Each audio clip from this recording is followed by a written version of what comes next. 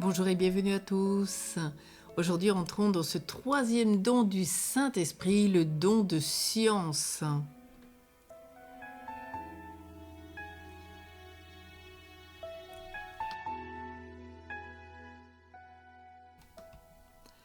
La science est un don par lequel nous apprécions sainement les choses créées et nous connaissons la manière dont bien user et de les diriger vers leur fin dernière qui est Dieu.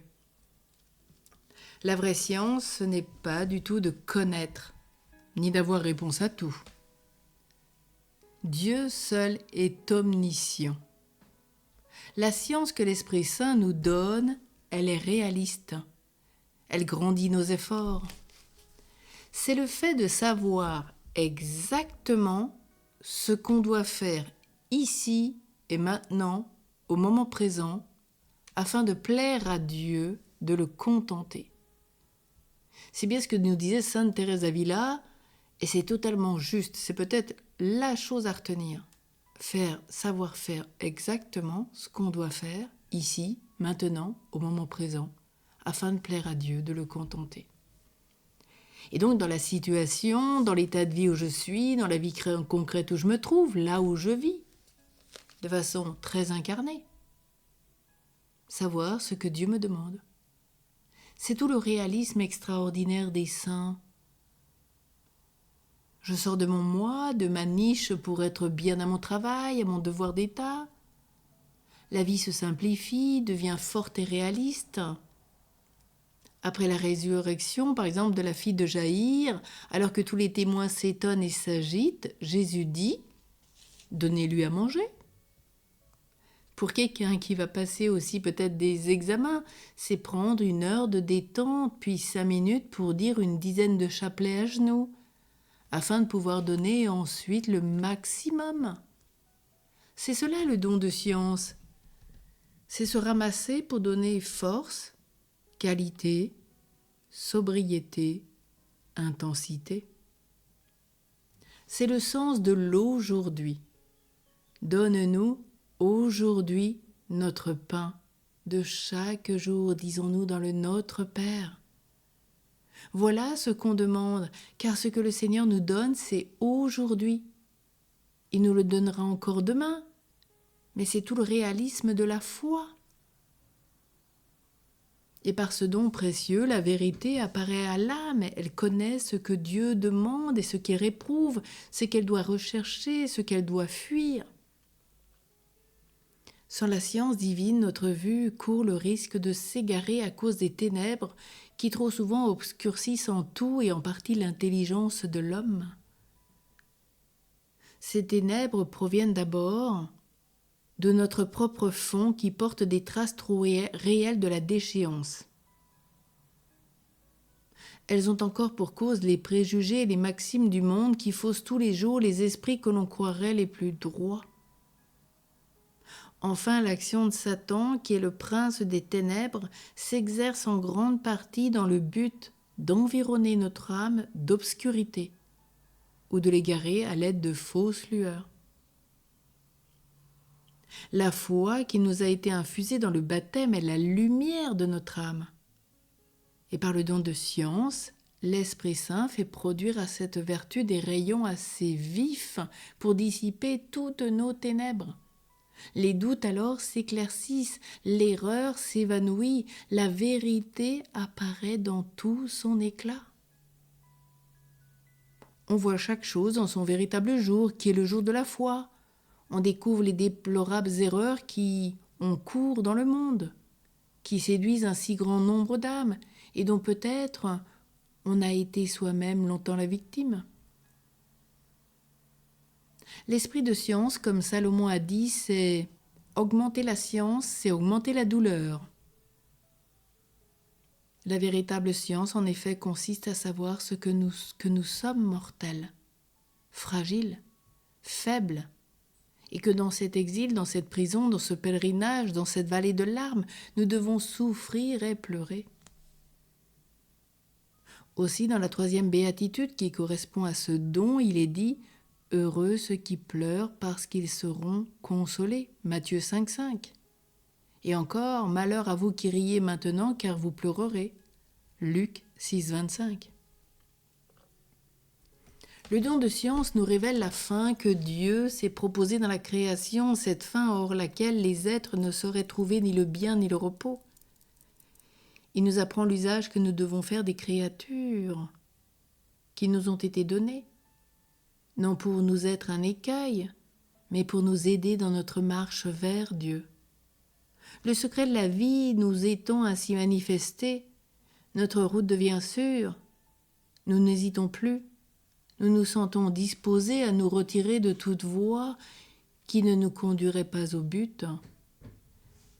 C'est cette science dont l'Esprit Saint, que l'apôtre a en vue lorsqu'il parle aux chrétiens.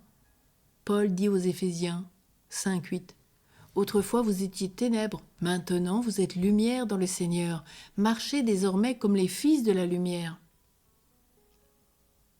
De là vient cette fermeté, cette assurance de la conduite chrétienne. L'expérience peut manquer quelquefois, et le monde s'émeut à la pensée des faux pas qui sont à redouter. Mais le monde a compté sans le don de science. Et c'est ce que dit le livre de la sagesse 10:10.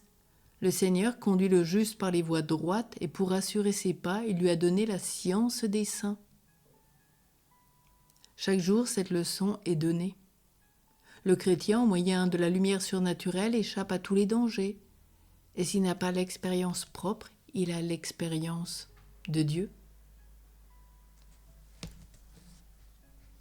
Alors dans ce don de science, c'est un don par lequel nous pouvons discerner entre ce qui est bien et ce qui est mal pour n'accomplir que la volonté de Dieu. Ça nous donne de nous conduire selon la vérité de la parole de Dieu. Le don de science aussi nous donne des yeux nouveaux afin de pouvoir avancer dans la connaissance de Dieu.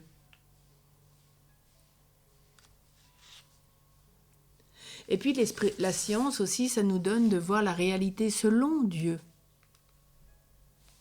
L'Esprit Saint nous fait participer au regard de Dieu sur ses œuvres. Et par le don de science, nous donne le sens des créatures en nous apprenant à bien en user.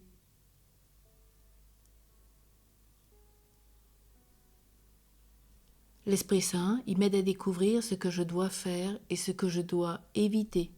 Philippiens 3, 7, 9.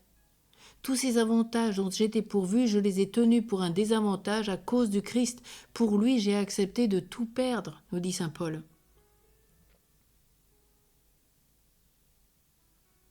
Et c'est bien ce que nous dira saint Augustin aussi. Que quand on est éclairé et on reporte son amour du temporel à l'éternel, du visible à l'invisible, du charnel au spirituel, il s'applique avec soin à se dégager des biens temporels, en réfrénant et en affaiblissant la convoitise pour s'attacher par la charité aux biens spirituels. Et lui l'a bien expérimenté. Quel témoin pour nous! Oui, une juste appréciation des choses créées, de ce que nous donne l'Esprit Saint, c'est très précieux pour une conduite morale. Et ainsi on peut saisir l'utilité ou la nocivité des choses qui nous entourent, peut-être des relations saines ou malsaines. Il y a quelquefois un abîme entre les vues humaines et la volonté de Dieu. Oui, l'Esprit Saint nous éclaire sur ce que Dieu demande et sur ce qu'il réprouve, ce que je dois rechercher, ce que je dois fuir. Il me donne de discerner ce qui est bon ou mauvais par rapport au plan de Dieu sur moi-même, du chemin qui mène à la vie ou du chemin qui mène à la perdition. Et ce don de science, ça développe le charisme du discernement. Jean 14, 6, je suis le chemin, la vérité et la vie. Comme un expert peut affirmer d'un tableau qu'il est authentique ou que c'est faux, eh bien l'Esprit Saint peut nous donner par le don de science d'affirmer sans hésiter que telle personne ou telle action reflète bien la gloire de Dieu, tandis que d'autres l'obscurcissent. On découvre très facilement ce qui écarte de la foi. L'âme a le flair de la vérité et rien ne peut l'ébranler. Alors bien sûr, dans tous ces charismes aussi qui sont raccrochés à ce don de science et qui en découlent, Il y a bien sûr la parole de connaissance par laquelle Dieu révèle ce qu'il a accompli dans la vie d'une personne. Le discernement des esprits, c'est la lumière immédiate sur l'origine d'une réalité spirituelle. Le don de prophétie, parole du Seigneur dans une situation déterminée pour éditer, exhorter, enseigner, consoler, mais aussi pour enflammer et embraser. Ça nous permet d'avoir ce charisme de l'interprétation d'un message en langue équivalent à une prophétie, parce qu'autrement le message en langue c'est incompréhensible, comme dit saint Paul, et il faut que dans le groupe de prière il y ait quelqu'un qui interprète et qui ait ce charisme d'interprétation du chant en langue. Sinon, comme dit saint Paul, ce chant en langue il ne sert à rien, il n'y a pas d'édification du groupe de prière. Et puis ce charisme se développe aussi sur des images intérieures. L'Esprit Saint nous fait saisir la vérité des choses, des situations, des personnes à travers des images, des symboles. Alors malheureusement, dans ce don de science, comme tous les jours, et bien dans notre vie spirituelle, nous sommes faibles et fragiles, il y a des obstacles. L'obstacle, c'est de revenir sans cesse sur le passé, enfermé dans le passé, ressassé. Il nous faut purifier la mémoire sans ressasser. D'autres, plus jeunes, peuvent se projeter dans un avenir lointain, irréel, se déconnecter dans un rêve. Si je suis assujetti à mes envies ou que je manque de maturité, de réalisme, de décision, si j'ai la tête dans les nuages, la tête en l'air, ce n'est pas bon et cela ne me permet pas d'avancer. Ce réalisme, il découle de l'incarnation du Christ.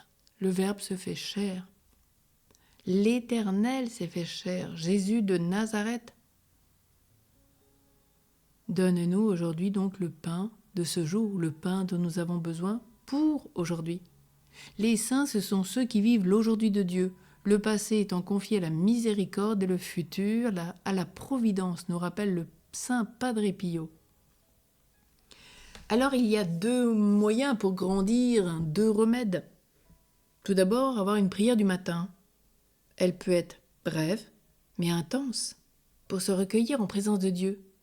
Lui offrir la journée, le travail, les imprévus, lui demander la force, la lumière, la sagesse de l'Esprit Saint. Et puis peut-être un simple Notre Père, un Je vous salue Marie, la consécration, puis tout mettre dans les mains de Dieu. Quel réalisme! Quel élan avant de commencer la journée! Et puis, 2e point, c'est peut-être de savoir tirer une leçon de ses difficultés, de ses échecs, savoir tirer un plus de quelque chose qui a été moins. C'est tout l'art de Dieu. Du péché des hommes, il en a tiré plus d'amour. Et pour trouver ce plus, il faut s'asseoir, réfléchir, comprendre que les choses ont des effets, les effets ont des causes. Il faut apprendre à dépasser, tirer des leçons pour entrer dans la vraie science de Dieu. Il est indispensable d'apprendre à se connaître. C'est la science des sages et des saints.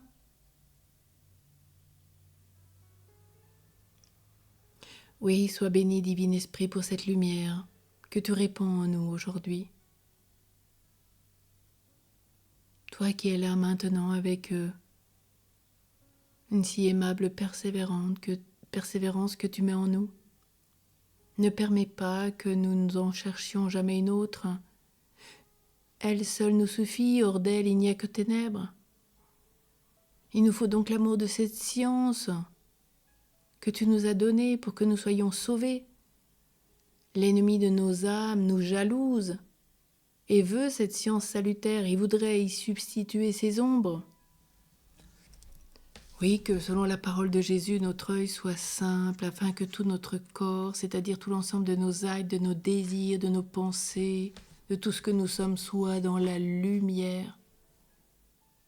Sauve-nous de cet exil que Jésus appelle mauvais et qui rend ténébreux le corps tout entier. Demandons ce don de science avec Marie, les apôtres, les femmes au cénacle, les enfants, et que ce cadeau nous soit accordé. Amen.